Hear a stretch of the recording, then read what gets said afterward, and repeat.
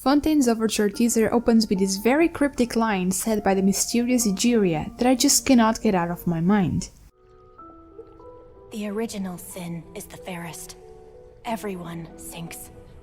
Make the most of the final feast, because for the sinners, the curtain call has come. What is the original sin after all? Sins are a recurring theme in the story, so it's hard to determine what would be considered the first one. The Academia alone recognizes 6 different cardinal sins. Seeking forbidden knowledge could also easily be considered a sin. So, which one is it? The truth is, the more I thought about this, the less relevant the nature of the sin seemed. We know that there is unrest among the people of Fontaine, who are expecting some form of judgment. For them, a sin could be anything that gets them in trouble with their archon. For Fossilor, who strives so much to appear innocent, it could be anything that gets her nation in trouble with Celestia. So, in this context, the nature of this original sin isn't all that important. However, the line itself very much is. In fact, give whoever wrote it a raise, because with a single line, they perfectly illustrated just how done for Fontaine is. And whatever you are thinking, it's probably worse than that. So, first things first, let us dismantle this line. The original sin is the fairest. Everyone sinks. I believe this is a reference to a kind of witch hunt trial named witch swimming, or sometimes also called Judicium Dei, the judgment of God, because it was believed God interfered directly on the outcome of the trial, as only by a miracle could a person survive. In this kind of trial, the accused would be tied up and then tossed into a body of water. If they sunk, they would be considered innocent. If they floated, they would be considered guilty. There was this divine connotation to it all. The body of water would represent the baptismal water, so if someone sunk, it would mean God accepted them. If the person floated, the baptismal water would have rejected the body of the witch. There were always people against this kind of trial, as they believed it was an unwarranted tempting of God. Hold that thought. If we go by this logic, for everyone to sink means everyone is innocent. And it has been hinted again and again that Fontaine's whole shtick is that they try to appear perfectly innocent, no matter what goes on behind closed doors. However, this statement is then followed by, for the sinners, the curtain call has come.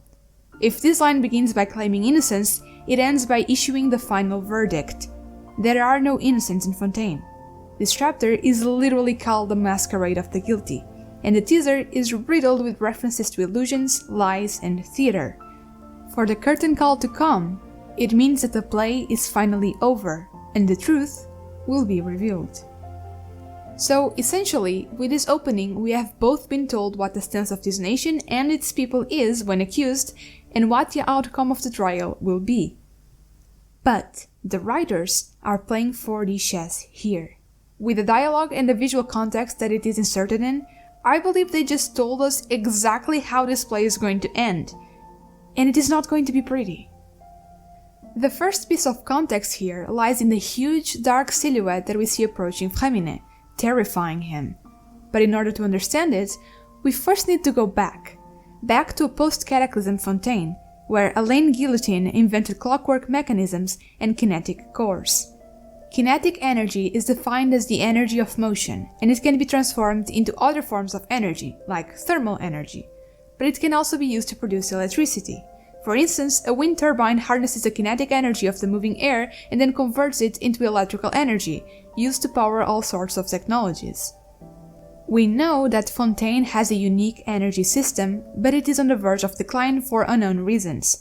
This has researchers trying their best to find alternatives, and time may really be of the essence, because this isn't the only problem that the nation is facing. They are also going through a waterline crisis.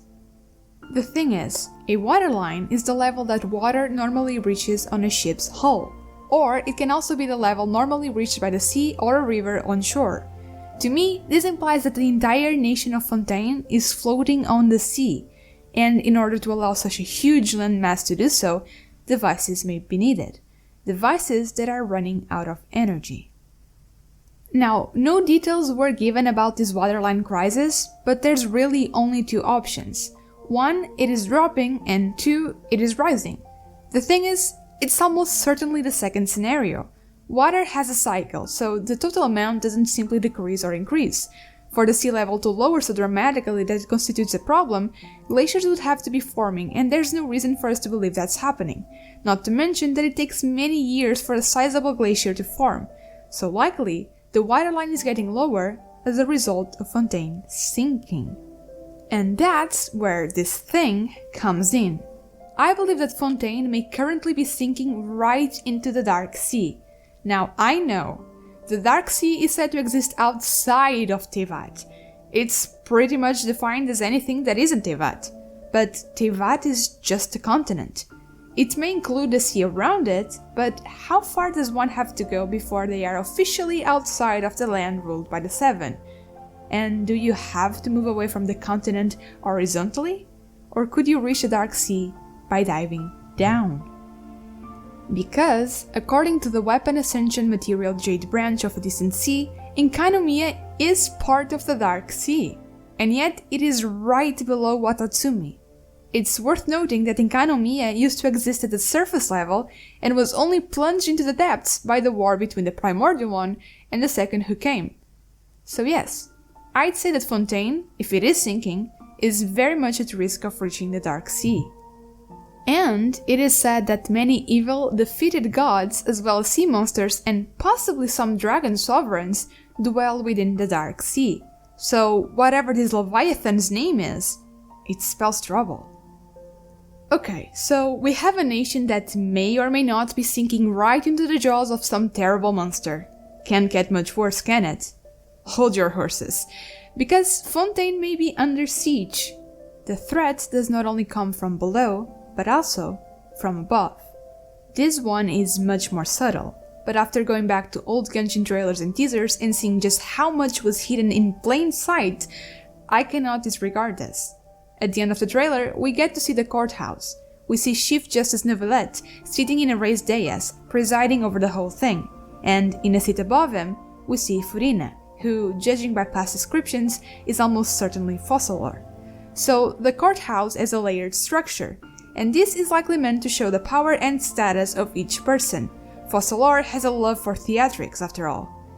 Even though she does not directly intercede in court proceedings, as an Archon of Fontaine, it is only right that she has the highest seat. Except, she doesn't. There is still someone, or, well, someones, who can judge her. The Celestial Gods. Remember what I said about tempting the unwarranted judgment of God? Yeah. At the very end of the trailer, the camera moves further up and up until the screen goes dark. It moves further up than Furina's seat. Could this be an indication that Celestia is the ultimate judge in this trial? Could they be watching? You have probably already heard the speculations that Celestia may be directly above the land of Hydro, and those may be about to be confirmed. In the second Fontaine teaser, we get several shots from several different angles of the city and landscape that show the sky. But Celestia is never visible. Due to the way the camera is positioned, if Celestia were to be directly above the nation, then it would make sense for it not to be visible. Furthermore, Liban claims that the Fontaine locals are expecting some form of judgment to befall them soon. If the nation is sinking, that's enough to make anyone nervous.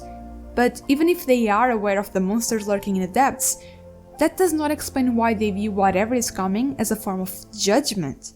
So, unless they fear Fossilor herself, this behavior would be best explained by the presence of the heavenly abode of the gods stationed directly above their heads. So, let's recap. We may have a sinking nation in danger of falling into the Dark Sea, which may be crawling with monsters. We have Celestia with first row seats for display for unknown reasons. And, amidst all the chaos, we have a wolf in sheep's clothing, manipulating what may very well be her spies in order to take the noses. I'm in danger!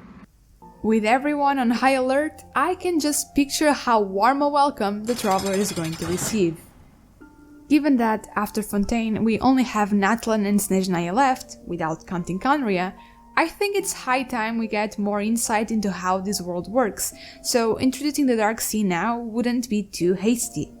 But what do you think? Is Fontaine sinking into the Dark Sea? Is Celestia watching?